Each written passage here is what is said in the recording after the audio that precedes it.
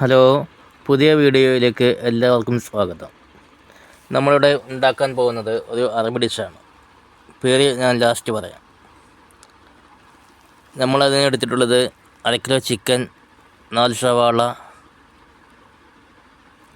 തക്കാളി, ഇഞ്ചി, വെളുത്തുള്ളി, മല്ലിയില, മഞ്ഞൾപ്പൊടി, കുരുമുളക് പൊടി, മുളക് പൊടി എല്ലാം കൂടി ചേർത്ത്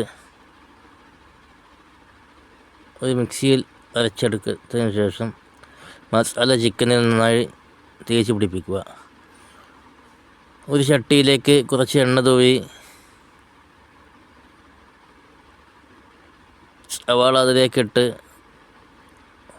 നന്നായി മുരിഞ്ഞതിന് ശേഷം പകുതി മാറ്റി വെച്ച് ചിക്കനിലേക്ക് ഉപ്പിട്ട്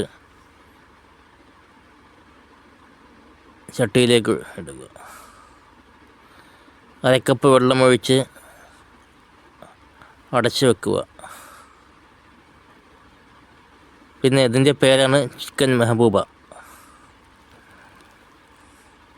അരമണിക്കൂർ കഴിഞ്ഞ് ബാക്കിയുള്ള ഉള്ളി ചട്ടിയിലേക്കിട്ട്